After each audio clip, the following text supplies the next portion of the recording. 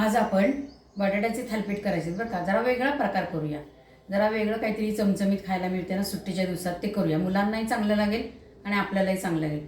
बरं, ह्याला उपवासाचं करायचं असेल ना तर त्या साबुदाण्याचं पीठ घाला, शिंगाड्याचं पीठ घाला। पण आपण काय केलं, तर बटाटे उकडलेत आणि खिसून घेतलेले आहेत।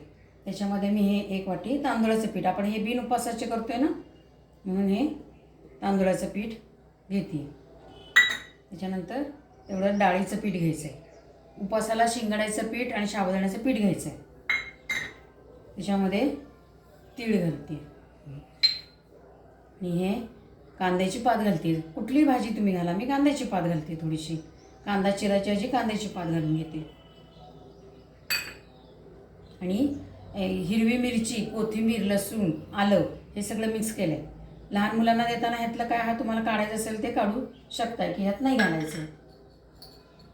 आणि मीठ, चवीपुरतं मीठ, हळद, जिरे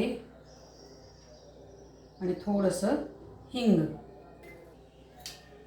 आपण आता ते सगळं मिक्स करून सगळं पीठ असं मळून घेतलेलं आहे बटाट्याचं। तुमचे बटाटे कोरडे असले तर त्याच्यामध्ये थोडंसं वाटीभर किंवा अर्ध पाव वाटी पाणी घाला, नाहीतर मग ते बटाट्याच्या पाण्यातच चांगलं मिक्स होतं। आता मी हा थोडासा गोळा घेऊन थालीपीठ करून घेते।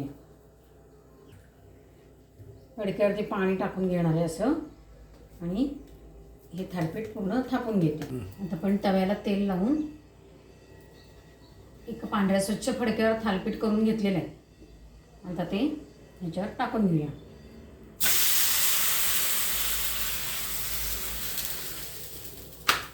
ठेवते, बघू आता आपण झालं।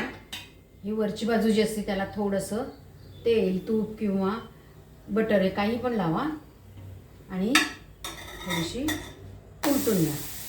बघा किती छान अशी आपली ही बिन उपवासाची थालीपीठ आहेत।